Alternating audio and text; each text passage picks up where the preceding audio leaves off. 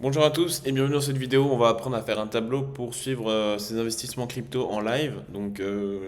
Pourquoi? Parce qu'il y a eu beaucoup de demandes dans le groupe où je suis euh, pour ça. Alors plutôt que de répondre individuellement, je me suis dit que répondre avec une vidéo que tout le monde pourrait visualiser, ce serait peut-être plus intelligent. Donc on va commencer tout de suite. Et je vous invite à utiliser plutôt d'ailleurs Google Sheet que Excel pour faire ça. Ça sera plus simple par la suite.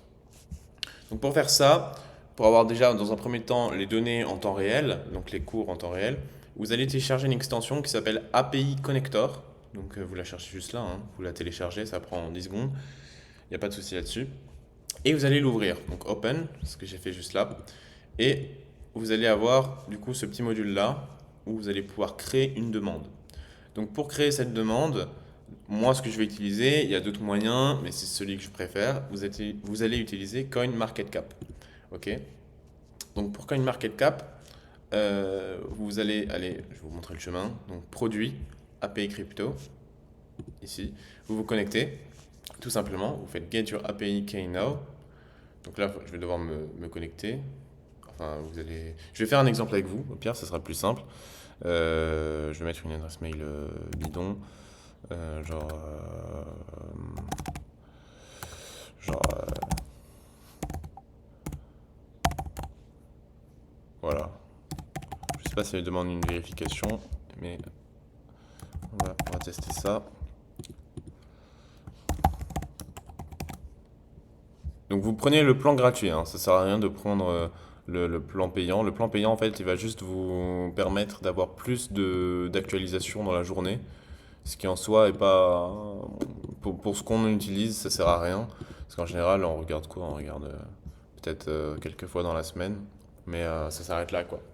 Donc, il demande un email, enfin un code de vérification. Bon, du coup, je l'aurai pas parce que j'ai mis un truc bidon. Mais toujours est-il qu'après, vous allez avoir du coup un tableau de bord avec vos données. Donc là, il n'y a pas de souci. Et ces données-là, vous allez les mettre du coup ici. Ici, vous allez mettre. Alors, je vais ouvrir ça en deux. Ce sera plus simple. Dupliquer l'onglet. Hop,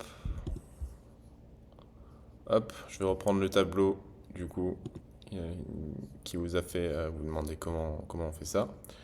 Et ici, je vais aller dans API Connector, Open. Et là, je vais copier mes données, mais vous allez copier les vôtres, bien évidemment. Donc, CoinMarketCap, donc Edit. Et vous aurez votre propre clé, donc pas la peine de copier la mienne ici. Et pareil, vous créez une nouvelle database. Je mets tout dans l'autre document et on se rejoint juste après. Voilà, une fois que vous avez tout bien rempli, vous n'oubliez pas de créer une database, donc une autre page, où vous allez mettre les données de CoinMarketCap. Donc on fait set current, je veux celle-ci du coup, voilà, et vous enregistrez, voilà, name on va mettre pareil, CoinMarketCap, ou vous mettez ce que vous voulez évidemment, save, run. Run. Voilà, alors donc là, ça charge un peu. Et là, il va télécharger toute la donnée du site CoinMarketCap, tout simplement, voilà, avec toutes les cryptos. Alors, je sais pas pourquoi il s'est mis dans cette case-là. On va le changer. On va mettre A1. Ça sera beaucoup plus simple. Parce que j'ai cliqué dessus, sûrement. Mais bon, c'est pas grave. Hop. Voilà. Donc là, il est très bien. Parfait. Maintenant, comment récupérer les prix en direct? Donc en fait, là, ça va être actualisé en temps réel. Donc les prix ils s'affichent. Regardez là, hein. C'est.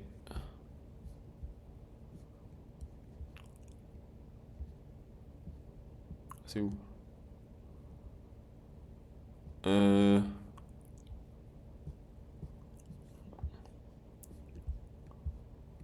price. Ah, juste ici. Price. Voilà, vous avez le volume. Enfin, vous avez tout, quoi, en temps réel. Là, il n'y a pas de souci.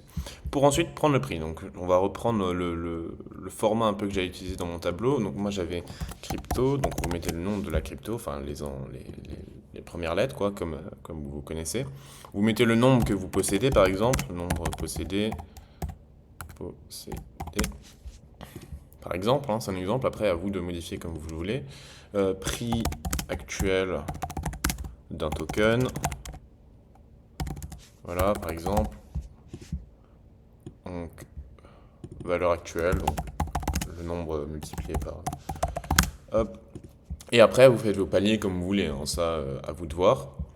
Donc ici, par exemple, on va mettre BTC.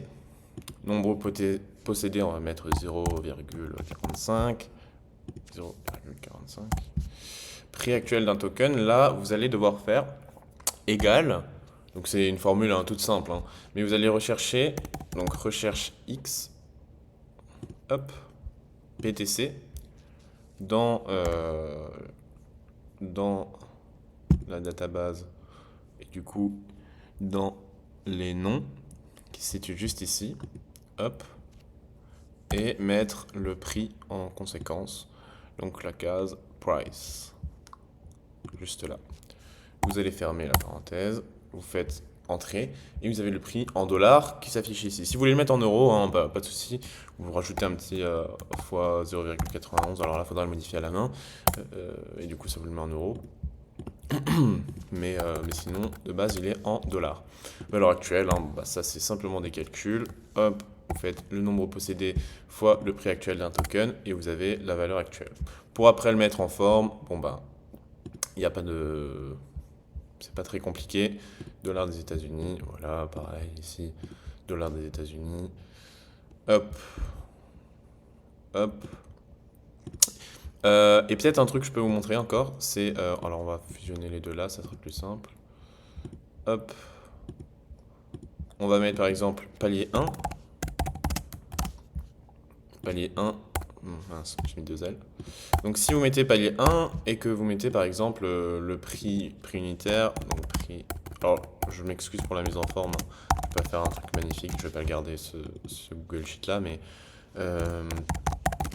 par exemple, et vous mettez, je sais pas, vous mettez 40, le premier palier vous mettez 42 500, c'est un exemple, hein, vous mettez ce que vous voulez, mais on va mettre, vous mettez 42 500.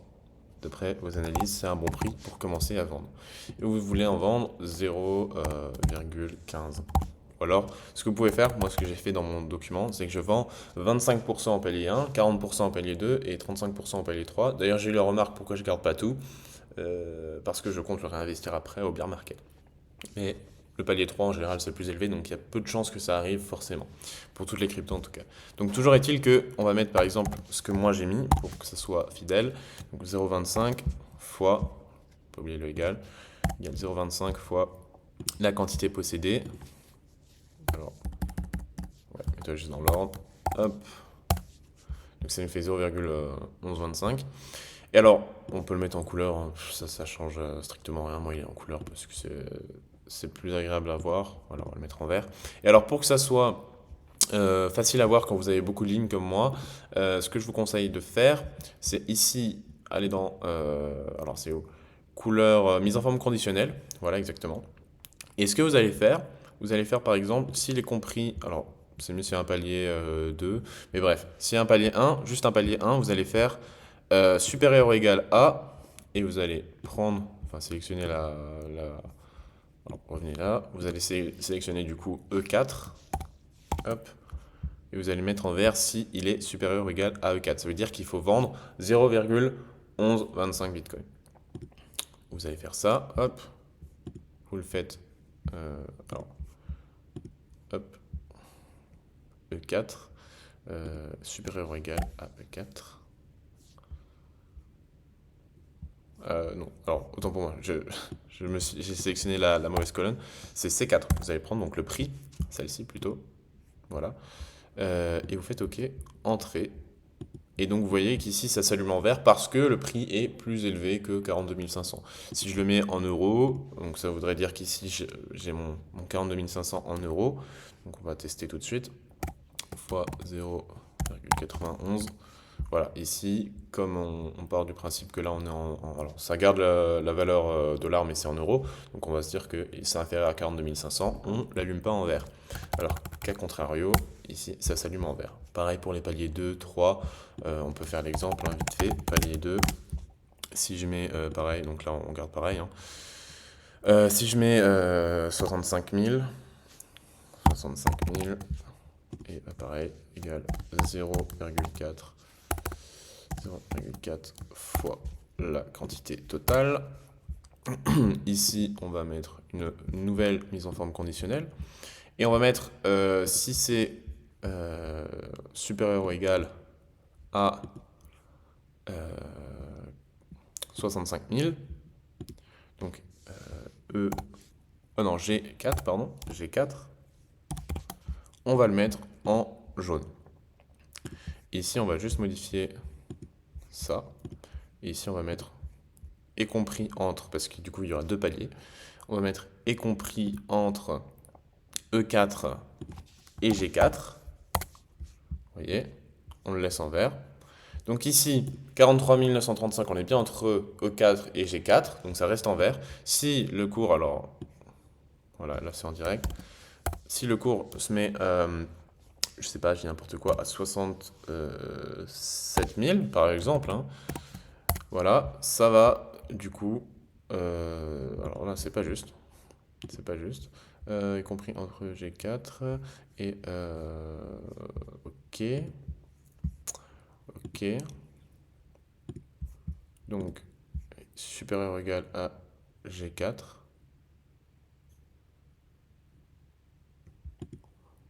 Bon, je sais pas pourquoi c'est pas juste ici, mais en tout cas, en théorie, ça s'allume en jaune. Pour actualiser les cours, du coup, ce que vous faites, à chaque fois que vous ouvrez votre document, ça se peut que ce ne soit pas à jour, vous faites extension API Connector. Donc, on va remettre la formule, ce sera mieux, vous verrez le contraste.